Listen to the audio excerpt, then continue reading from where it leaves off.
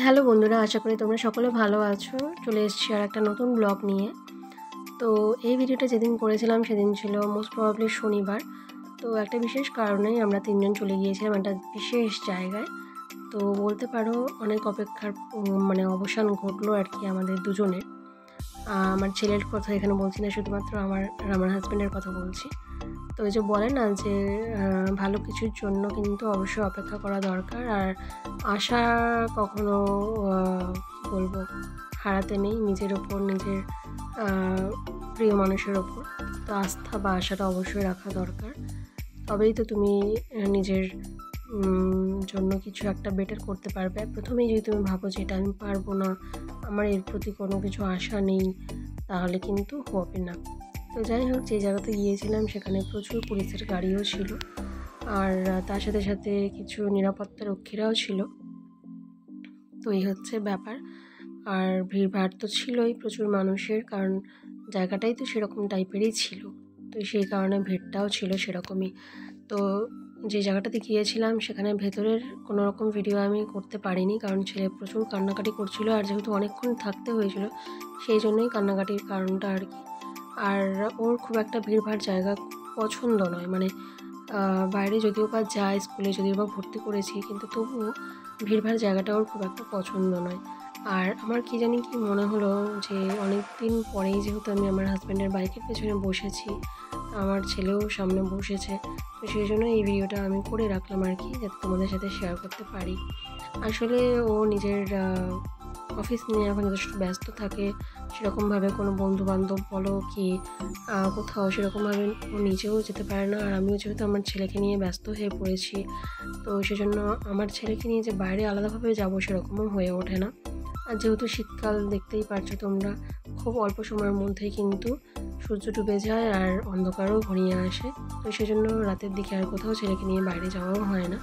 আর মনে হয় না যে রাতের দিকে ছেলেকে নিয়ে কোথাও যাওয়াটা সেফ হবে, কারণ অল্পতেই ওর ঠান্ডাও লেগে যায়, ছোটো আছে যেহেতু। তো সেই জন্য তো যেদিন আমরা গিয়েছিলাম সেদিন যাওয়ার সময় তো বেশ ঠান্ডা ঠান্ডা লাগছিলো, কিন্তু ফেরার সময় না প্রচণ্ড গরম লাগছিলো, আর সোয়েটার পরেছিলাম, এত বিরক্ত হচ্ছিলাম যে কি বলবো। তো যাই হোক, কিন্তু যেই ব্যাগ নিয়ে গিয়েছিলাম আমার হাজব্যান্ডের, সেই ব্যাগটা ছিল খুবই ছোট। তো সেখানে একটা মাত্র সোয়েটারই আটতো। আমি পরে একটা জায়গায় গিয়ে কিন্তু সোয়েটারটা খুলে ফেলি আর থাকতে না পেরে। আর এদিকে আমি ভাবতে থাকি যে আমার হাজব্যান্ড তো আবার দুটো দুটো সোয়েটার পরেছে, একটা হাফ স্লিভ আর একটা তো জ্যাকেট, তাহলে ও কী করে আছে। তো যাই হোক, তারই মাঝে হঠাৎ একজনের ফোন চলে আসলো আমার হাজব্যান্ডের ফোনে। তো সেই কারণে আমরা রাস্তার ধারে একটুখানি দাঁড়ালাম। আর রাস্তার ডান দিকে হঠাৎ করে আমার চোখ গেল যে বিশাল বড় একটা গাছ, তোমরাও নিশ্চয়ই দেখতে পারছিলে। তো কী গাছ ছিল সেটা আমি আর নোটিস করতে পারিনি। আর এই দেখো, এখানে আমি আমার হাজব্যান্ডকে বলছিলাম একটু আমার দিকে তাকাও, আমি ভিডিও করছি। তো সে তখন আমার দিকে একটু তাকিয়ে নিল, এদিকে আমার ছেলেও তাকিয়ে নিল সেই সুযোগে। আর শনিবার সকালের দিকে না খুব বৃষ্টি হয়েছিল, ভালোই বৃষ্টি হয়েছিল কিন্তু। তো সেই বৃষ্টির জলে দেখো আমার প্রত্যেকটা টব, প্রত্যেকটা গাছ কিন্তু ভিজে গেছে, দেখতেই পারছো। আর প্রকৃতির বৃষ্টির জল যদি পায় গাছ, তাহলে আর কি চাই বলো। সব থেকে ভালো তো এটাই, তাই না? আর আমরা যে জলটা দিই সেই জলটা তো থাকছেই, ঠিক আছে, কিন্তু প্রকৃতির ব্যাপারটাই একটা আলাদা, তাই না? তো এখানে দেখতে পারলে দোপাটি ফুল ফুটেছে। আমি দোপাটি গাছের এই গাছটা এনেছিলাম কিছুদিন আগেই, তোমাদের সাথে বলে শেয়ার করেছিলাম আর কি। বাট আমি ভেবেছিলাম যে ফুল হবে কি না এই গাছে কী জানি। আর যার কাছ থেকে নিয়েছিলাম সেও এমন করে আমাকে বলল, আমার মনটা পুরো মূর্ছা যাচ্ছিল। তো যাই হোক, পরে যখন দেখলাম যে ফুল ফুটেছে, মনটা বেশ নেচে উঠল। আর শনিবার রাতের দিকে অফিস থেকে ফেরার পথে আমার হাজব্যান্ড কিছু সবজি এনেছিল, দেখতে পাচ্ছ এখানে মোটামুটি শীতকালীন সব ধরনের সবজিই আছে, গাজর, টমেটো, বিনস, তারপরে পেঁপে, বেগুন, বেতো শাক, পটল, কুমড়ো, আরও অনেক কিছুই ছিল। তো শীতকালে যত পারো সবজি খাও, আর এই হচ্ছে একটা স্লোগান। আর হ্যাঁ, সবজি তো খাবে ঠিক আছে, কিন্তু তার সাথে সাথে অ্যাসিডিটি, অম্বল, গ্যাস এগুলো কিন্তু ফ্রিতে পাবে আর কি। তো সেই বুঝেই খাওয়া দাওয়াটাও করা দরকার, নিজের শরীরের প্রতি যত্নশীল হওয়া দরকার, নইলে উল্টোপাল্টা খেলে পরেই ব্যাস একদম অ্যাসিডিটি হয়ে পুরো অবস্থা খারাপ হয়ে যাবে। এই হচ্ছে ব্যাপার। তো এই যে এখানে দেখতে পাচ্ছ, তোমাদেরকে আমি দেখাচ্ছি কী কী আমার হাজব্যান্ড এনেছে। আর হ্যাঁ, এই যে ভিডিওটা দেখতে পাচ্ছ এটা হচ্ছে 23শে ডিসেম্বরের ভিডিও। আমার ছেলের স্কুলে আর কি ক্রিসমাস পার্টি হলো। তো সেখানেই আমি ভিডিও করেছিলাম। তোমরা দেখতে পাচ্ছ একটা ক্লাসরুমে এই যে সাজিয়েছে, খুব সুন্দরভাবে ডেকোরেট করেছে, চারিদিকে বেলুন, তারপরে এই যে ক্রিসমাস ট্রি, আর যিশু যেখানে হয়েছে সেই জায়গাটা বানিয়েছে আর কি। তো এগুলো সবই ম্যাডামদের কাজ। অনেকক্ষণ ধরে মানে তারা অনেক সকালেই এসছেন, সকাল সকাল এসে এগুলো করেছেন। খুব সুন্দর লাগছে দেখতে প্রত্যেকটা জিনিসই। আর আমারই মনটা একদম নেচে উঠছে, আর বাচ্চাদের কতটাই ভালো লাগবে তোমরাই বলো, তাই না? তো এইসব থেকে আমার নিজের ছোটোবেলার কথা মনে পড়ে যায়। আমাদের সরকারি স্কুলগুলোতে তো সেরকমভাবে ক্রিসমাস পার্টি বলে কিছু আলাদা কিছু ছিল না, কিন্তু হ্যাঁ, ইংলিশ মিডিয়ামে যারা পড়েছে, ইংরেজি মাধ্যম স্কুলে যেসব বাচ্চা কাচ্চারা তোমরা পড়েছিলে আমার এজের আর কি, তাদের কথা বলছি, তারা নিশ্চয়ই তোমরা এগুলো সেলিব্রেট করে এসছো। কিন্তু আমাদের স্কুলে সেসব কিছুই হতো না।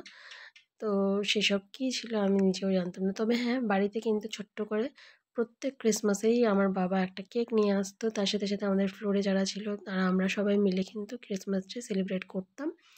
তার সাথে একটা ক্রিসমাসের যে সান্তা বুড়ো তাকে বানানো হতো তুলো দিয়ে, ভেলভেট পেপার দিয়ে। তো সেই ক্রিসমাস ডের কথাগুলো মনে পড়লেই নিজের ছেলেবেলা বা ছোটোবেলাতে আমি ফিরে ফিরে চলে যাই। কিন্তু জানি সেসব শুধু স্মৃতিতেই রয়ে আছে। সেখানে যখন তখন যাওয়া যায় ঠিকই, কিন্তু সেই মোমেন্টটা আর কাটানো যায় না। তো যাই হোক, আমার ছেলেকে দেখেই এখন আমার নিজের ছেলেবেলার কথা মনে পড়ছে। তো তোমরা যারা আমার মতো ব্লগার, যারা ব্লগ করো, তোমাদেরও কি নিজের ছেলেবেলার কথা মনে পড়ে আমার মতো? অবশ্যই কিন্তু কমেন্টে জানিও। এখানে ওদের স্কুলে অনেক রকম ব্যবস্থা করা হয়েছিল। এখানটায় দেখতে পাচ্ছ এটা হচ্ছে সেলফি জোন। এখানে যে কেউ গিয়ে সেলফি তুলতে পারে।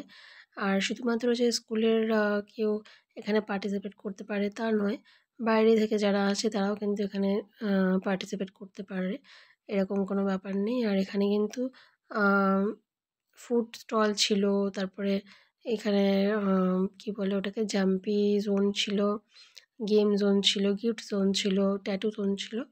তো সব কিছু অবশ্যই টাকা দিয়ে, কোনো কিছু ফ্রি অফ কস্টে নয়। তো গেম যদি খেলো তাহলে গেমের জন্য তোমাকে টাকা দিতে হবে। তার বিনিময়ে তুমি খেলবে, তার বিনিময়ে তুমি গিফট পাবে জিতলে পরে অবশ্যই। তো আমার ছেলে অনেক কিছু জায়গাতেই পার্টিসিপেট করেছিল, সেই সব জায়গাতেও অনেক কিছু গিফটও পেয়েছে, মানে ম্যাক্সিমামই সব কার। কী পেয়েছে না পেয়েছে তোমরা নিশ্চয়ই লাইভে সেটা দেখেছো। তো যাই হোক, একটু বদমাশি করছিল, তার কারণ হচ্ছে লাইটিংগুলো দেখে তো ওর ভালো লাগছিল ঠিকই, তার সাথে সাথে কিছু কিছু প্যারেন্টসরা না তাদের বেবিসদের ক্রিসমাস ট্রিয়ের নিচে কিছু কিছু বক্স র্যাপ করে রেখে দিয়েছিল। দেখতে বেশ সুন্দর লাগছিল, সে ওগুলো নেবে।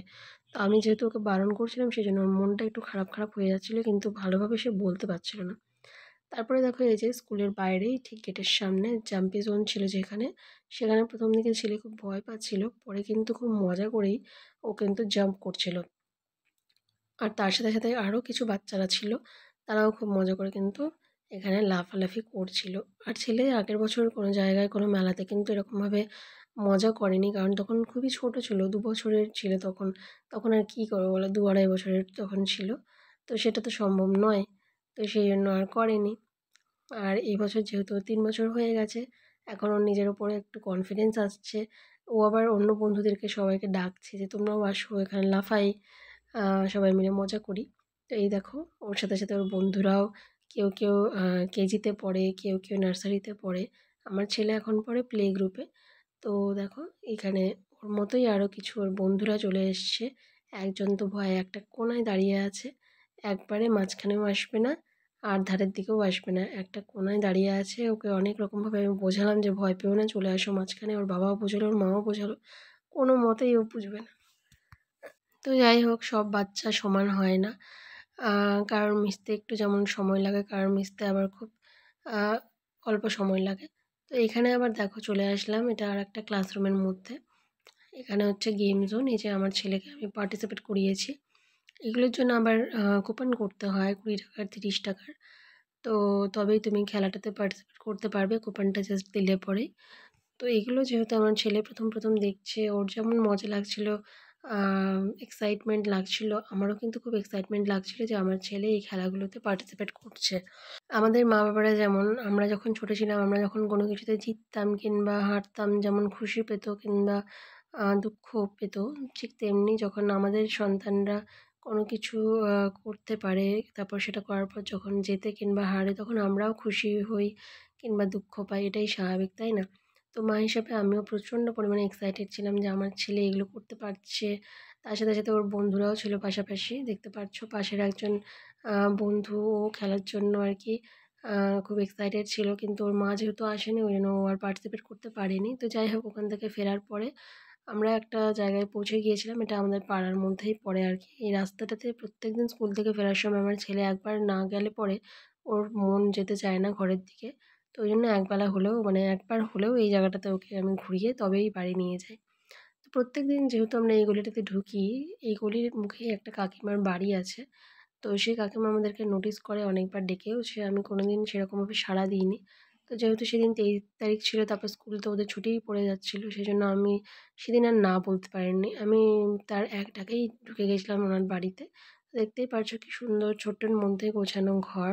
আর আমার ছেলে বেশ এনজয় করছিল। এই কাকিমা আমার ছেলেকে আবার একটা লজেন্সও দিয়েছিল সেটা খাচ্ছিল ছেলে। দেখতেই পারছো। তো সেখান থেকে ফেরার পরে আরকি আমি রাতের দিকে পিৎজা বানিয়েছিলাম। তো কীভাবে বানিয়েছিলাম, কী করে বানিয়েছিলাম সেটার ভিডিও আমি অন্য একটা ব্লগে না হয় দেবো। তো কী, কী লেগেছিল না লেগেছিল সব কিছুই তোমাদের সাথে অবশ্যই শেয়ার করব। আর পিৎজা খেতে কে, কে ভালোবাসো, কার, কার পিৎজা ফেভারিট অবশ্যই কিন্তু কমেন্টে তোমরা জানিও। আগের মতো তোমরা কেউ আর কমেন্ট করো না তাই মনটা একটু খারাপ তো লাগে অবশ্যই। আর ভিডিও কিংবা ব্লগ তোমরা শেয়ারও করো না দেখি। তো যাই হোক আজকের ব্লগ যদি ভালো লেগে থাকে অবশ্যই কমেন্ট, শেয়ার আর লাইক করে দিও। তো আজকের মতো টাটা।